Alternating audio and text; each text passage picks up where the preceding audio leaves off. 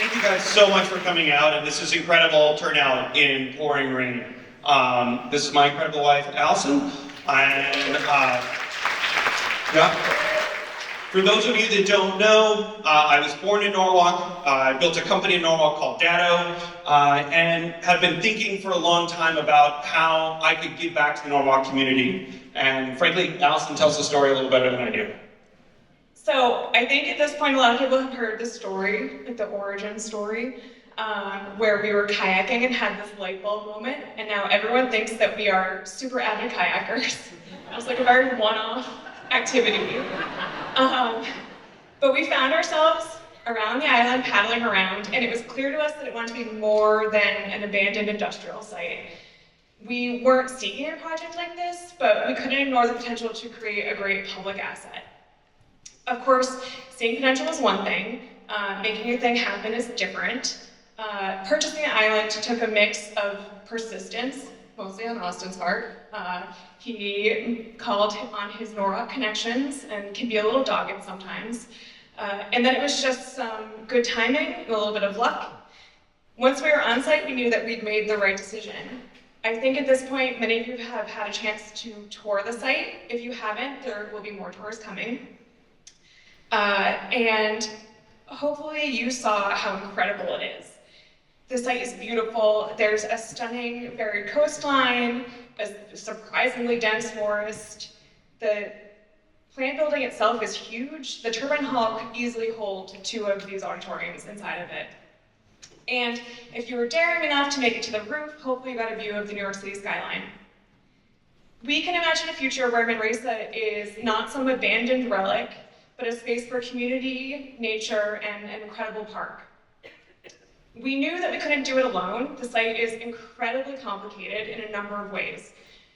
We needed expertise to help us navigate this massive undertaking. We essentially cold called a bunch of landscape architects. We weren't sure if they would take us seriously. It felt like a really outlandish proposal we were putting forth. SCAPE, who you'll be hearing from in a little bit, really stood out to us.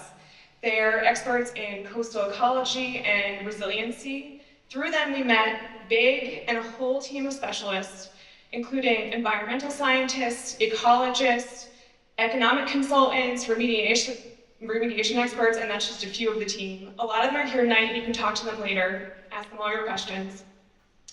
The entire team was working incredibly hard to understand what it takes to make the park not just possible, but viable and lasting. That's really important to us. This isn't just a project for now, it's a project for the future. Yeah, and we understand that this is the beginning of a long journey. We're super thankful for all the support that we've received from the city and the state. And as Allison said, we're proud to be working with an amazing team that truly understands the complexities of the site. This site has the ability to benefit Norwalk for generations to come. And we understand that we're taking on a huge responsibility in turning the site into an incredible park. First and foremost, we want to do the thing that every prior owner has kicked the can down the road on, and remediate the site and make it safe for people and animals in the future. In addition,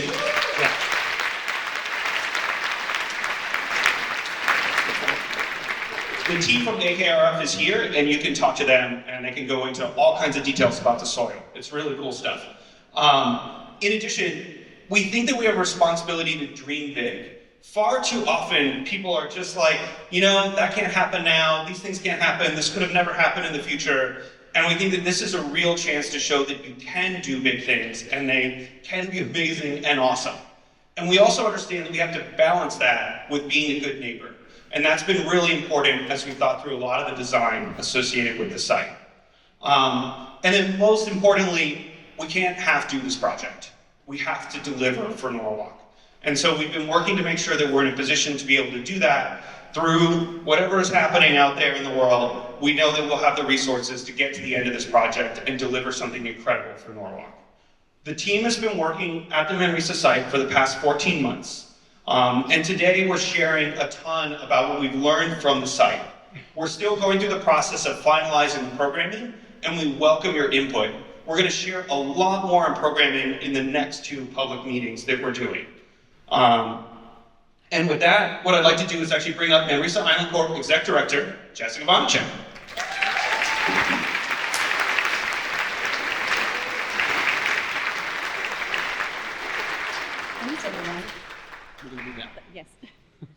the magic clicker. I got it. Well, thank you so much, everyone, for coming out. I've been doing this for a long time with different community engagement opportunities, and I have to say, this is the first time we've had over 700 RSVPs to an event, and so amazing. Thank you so much. And we have to say that when you look at the weather out there, thank you again for traveling in that to come and talk with us about Manresa tonight. You know, this site is so incredibly special. We're talking about a 125-acre waterfront site that is a decommissioned power plant, closed up in 2013 with a site that has sat. And all of you have seen it. You've seen it for decades and decades and decades. And the amazing takeaway in talking with everybody about this site over the last couple of months, since October the 1st, when it was announced that this will be a public park, is that everyone has a really personal connection to this site. Whether it be that they remember their grandma talking about this site as a park before it was a power plant, or we've gone and we've met the busboy from 1950 who was working at the restaurant when it was a Jesuit retreat. There's so many special little nuggets of personal connection to the site. And it's because we can all see it. We can see it from the land and we can see it from the water. And it is a major landmark for the city. In 2014, Allison and Austin created the Manresa Island Corp. It's a nonprofit foundation. It's a not-for-profit organization. And it's meant to be in place in order to remediate, restore, build out this park, and maintain this park in perpetuity. This is funded through private philanthropic dollars. It's funded without any support financially from the city and from the state. And it's all due to Allison and Austin's generosity to the city of Norwalk and to the residents to be able to create this gift.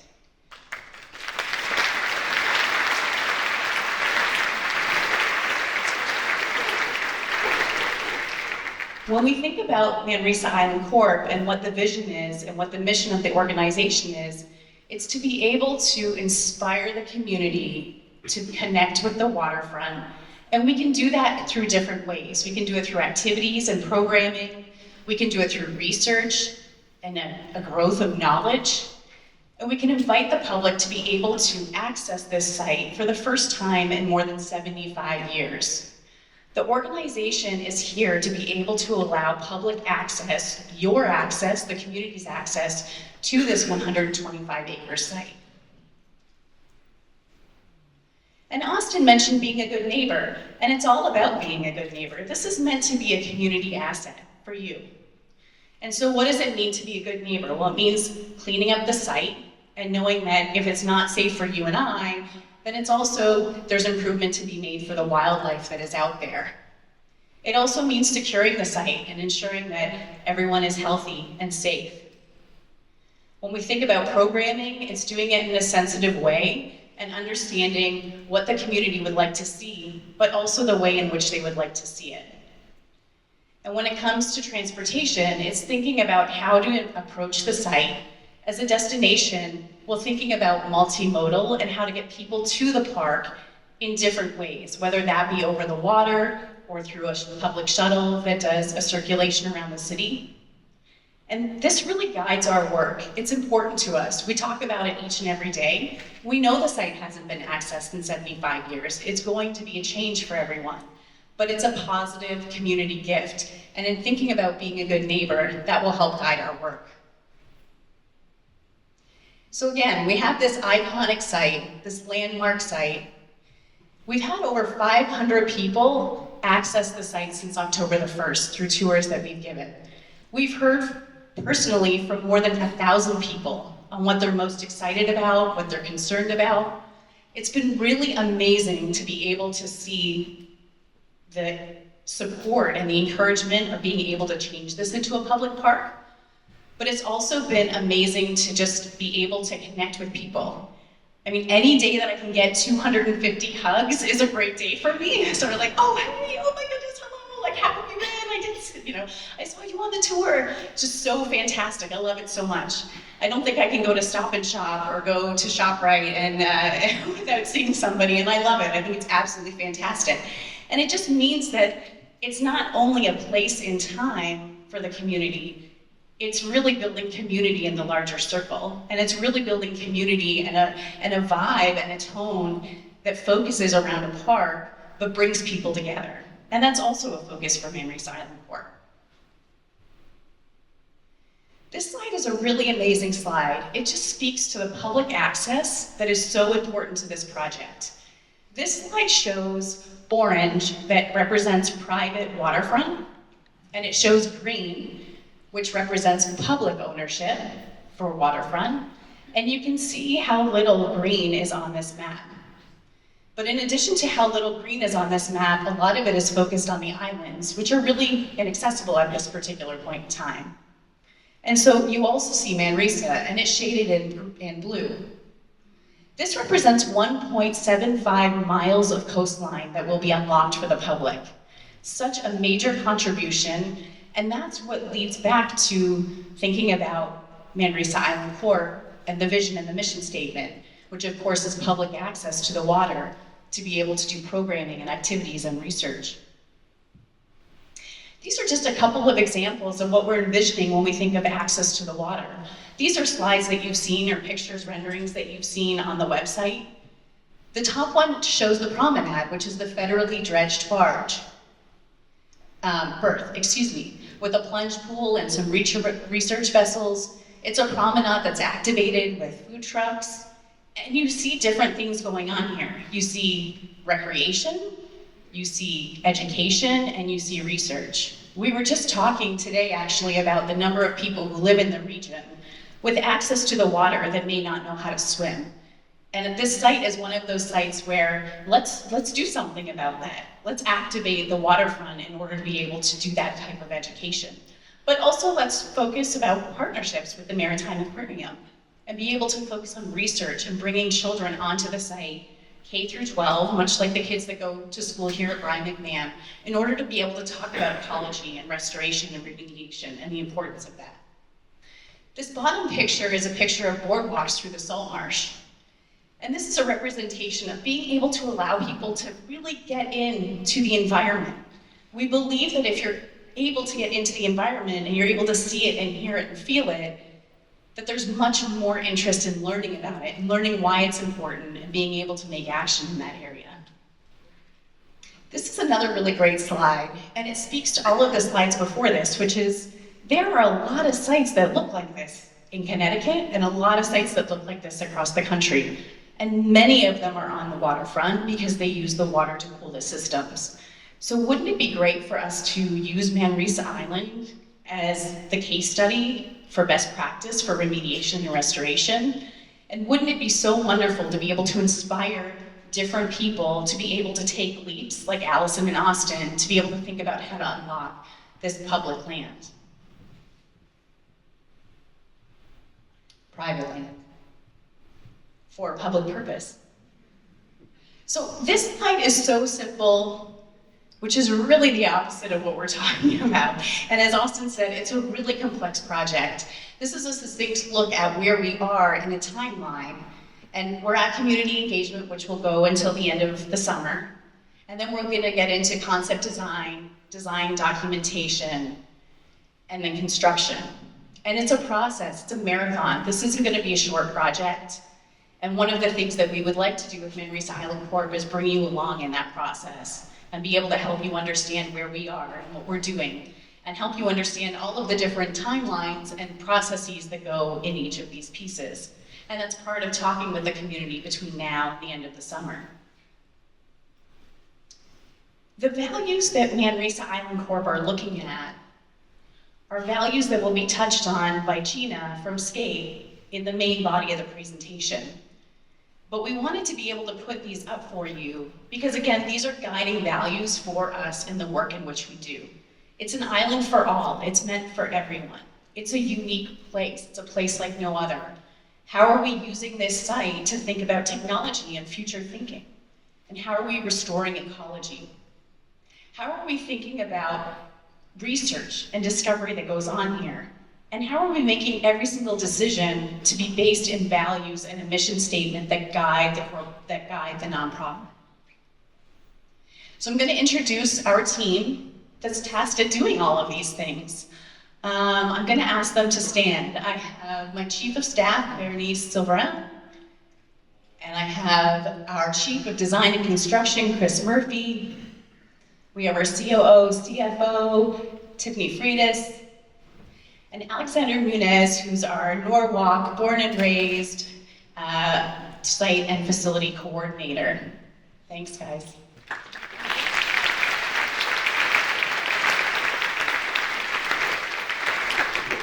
It's the team that we put together, and we're so proud to be a team representing Manresa Island Corp and being able to be accountable and responsible for the tasks that I just explained. But part of this is really an extension of the work of more than a year with a master plan team.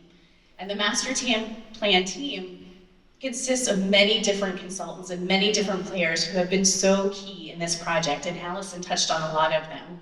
And so if we could have everyone from SCAPE, our landscape architect consultant, stand up.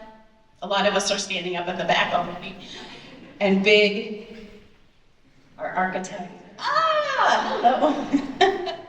And AKRF, Tie and Bond, and E-Design. There you go. Thank you so much. All of the folks that put up their hands are going to be staying for the open house portion of the presentation and the event this evening.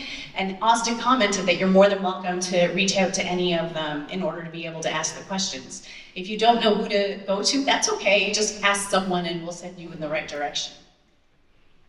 So just 2 more slides here. Where are we with community engagement? This is a park that is funded through private philanthropic dollars. But it's an asset to the community, and it's important for us to get your feedback and understand what you want in a park and how we can do a really good job here. This is our first community meeting, and we've been working for more than a year to be able to get here today. It's a big milestone. But we're also going to meet on May the 8th to talk about programming on the site, and we'll also be meeting in July to do a master plan reveal.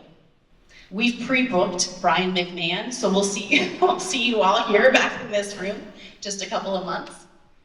And lastly, I just want to share some goals for tonight. We just talked about the vision and the goals for the project, and we'll get more into that as we go along. But we also want to reflect on the site's history. It has such an amazing value for us to learn from, and such an amazing story. And we're so pleased to be able to take it to the next phase, the new life of Manresa Island. We want to share ideas from the initial master plan and show you what that includes. And then also take your feedback and take your comments and be able to really listen with open ears tonight on your first initial reactions to what you're hearing. So I'm going to pass it over to Gena Wirth, who is a partner at SCAPE, to go through the rest of the presentation. Thanks, everyone.